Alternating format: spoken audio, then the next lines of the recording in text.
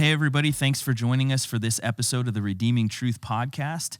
This podcast is a ministry of Redeemer Bible Church in Gilbert, Arizona, and the pastors and leadership of that church. So I'm here today with Pastor John Benzinger and Pastor Dale Thakra. My name is Kyle Swanson. We are all pastors here at Redeemer. So what I wanted to do today, gentlemen, we've made about 50 episodes or so, and for those of us who are joining us now as an audience, what I wanted to do was sort of give a bit of a background of Redeeming Truth as a name, of the podcast as an idea, and get a little bit of a story about what this podcast is and what the heart behind Redeeming Truth actually is. So really, I guess I could just start with a question to both of you. What is the purpose of this podcast? So when our first episode, if you go back, it's in mid to late December of last year, 2019. And at that time, we were doing 4 services, and I was preaching about 35 to 40 minutes if I could really stretch it. We'd have to not do an extra song at the end. And there was a sense that there are so many things going on in the world that we need to shepherd our people on, and we just don't have the time. Yeah. So we talked about a blog. We talked about having more moments in the service. We talked about other services, and it was just like, what about a podcast? That's something that Dale and I have talked about doing for almost 10 years. We love the idea, and there are all kinds of things that we just talk about, and then we go, man, that would have been great if we recorded that and posted it somewhere. I think other people would benefit from it. So this idea really started with the two of you guys about 8-10 years ago as just a concept. Yeah, and then what propelled this one forward was just saying we need to be able to talk more to our people than we get to. I can't insert cultural issues or things that are going on in evangelicalism into my sermons every week to try to talk about both. I've got to preach the text. I've got to exposit the scriptures. But in mid to late December, there was that Wake Up Olive incident at Bethel Church. Up in Redding. And I just remember looking at Costi, we're talking, and I just looked at him and said, we need to go shoot something now. I was seeing it blow up on social media, and he said, we need to go talk about this. And so I think we took like 20 minutes to prepare and just went in and talked. Well, 200,000 views later or something like that, it showed like, okay, people need to hear about this. So it started out as we want to shepherd our people. We want to be able to speak into the things that are going on that we see them posting on social media, questions they might have that they don't get a chance to ask us. We want to have a format where we can address that. Then what happens in our first podcast and the one you three did about music, those things blew up beyond anything I ever could have possibly imagined for this podcast. Yeah.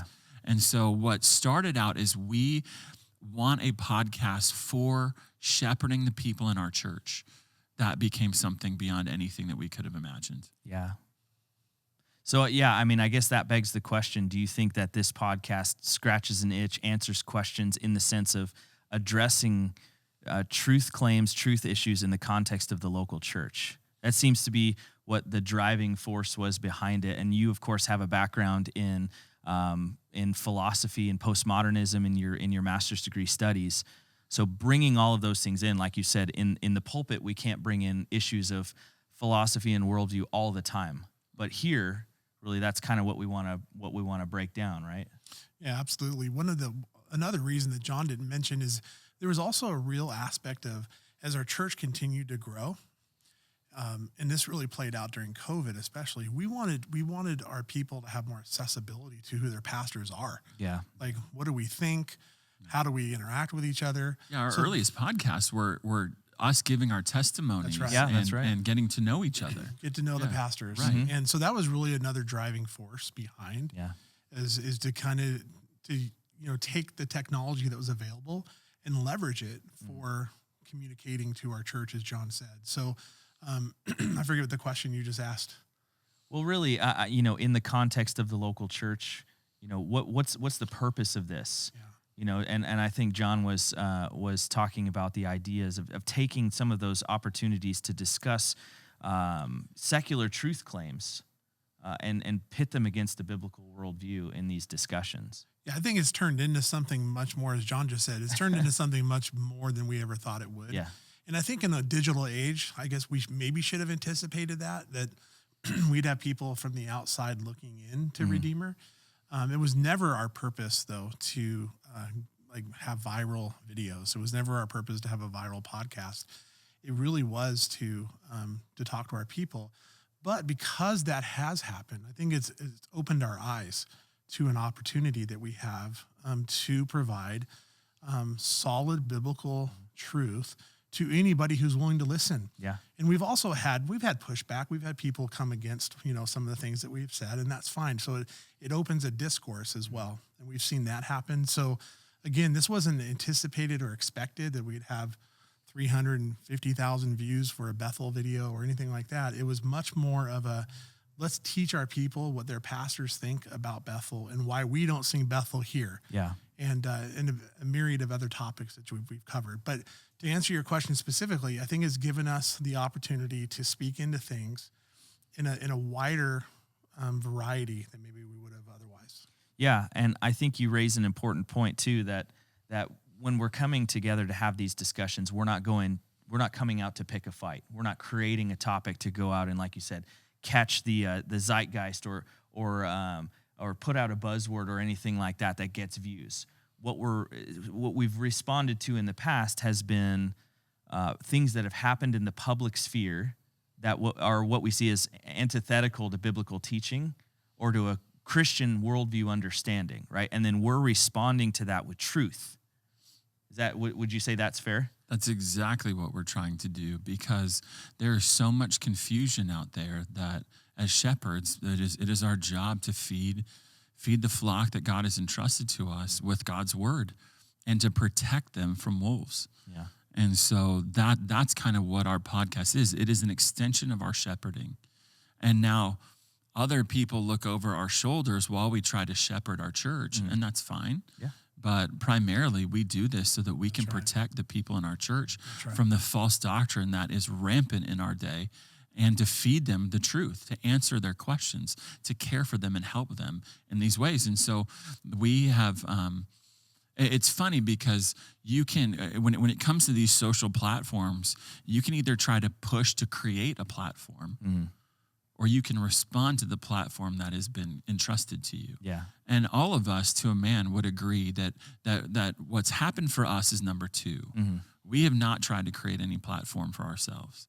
We've simply said our people need to know about this. Our people need to know how to think through Wake Up Olive because it's blowing up on social media, and they need to understand it. So we do the video. And then, or they're asking, well, why don't we sing songs from my favorite Bethel or Hillsong song? And we have many of those discussions. So we decide, okay, let's have a podcast to discuss to our people why. And we didn't go out there and say, don't sing these things. We went out there and said, this is why we don't. That's right.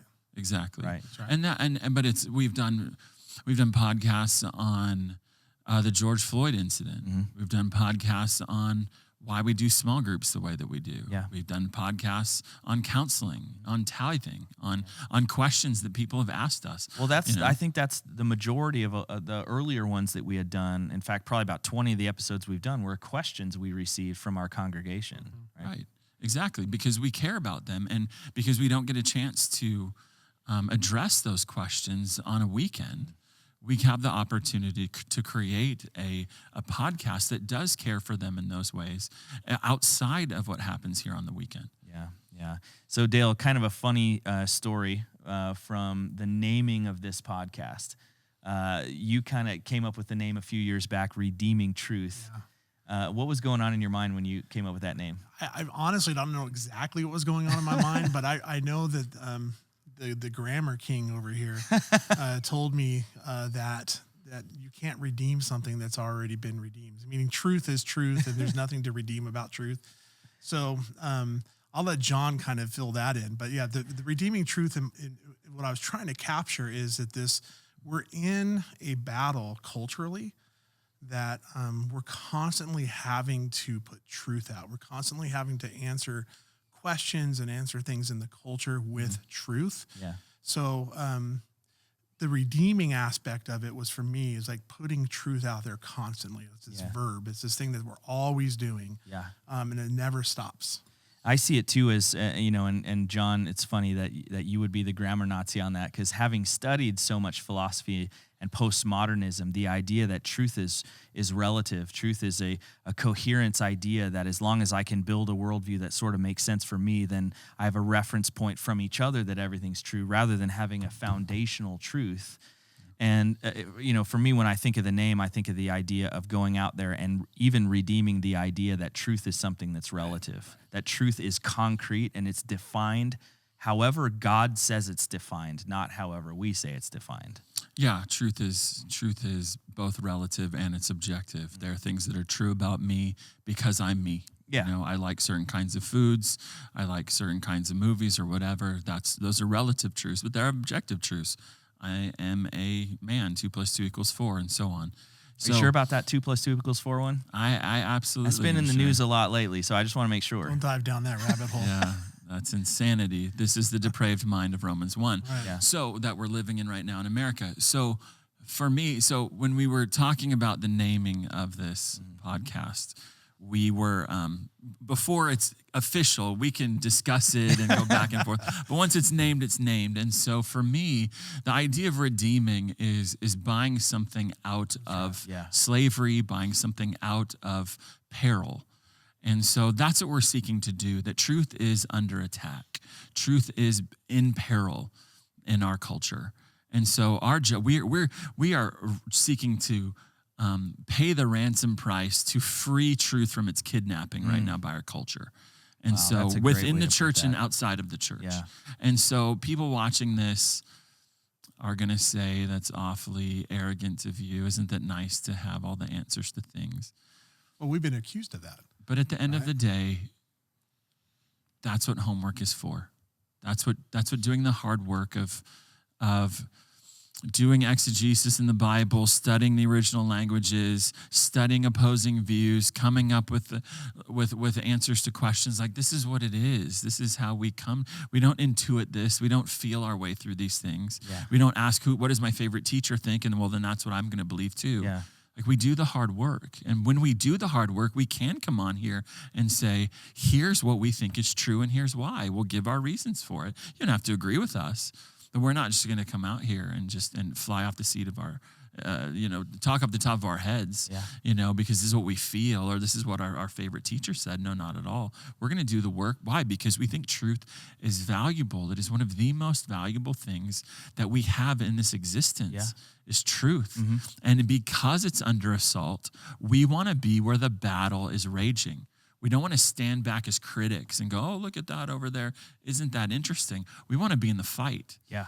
And that's what this allows us to do. Yeah. And, if I recall correctly, Paul instructed Titus in Titus 3 to reprove, rebuke, and exhort with all authority and let no one disregard him.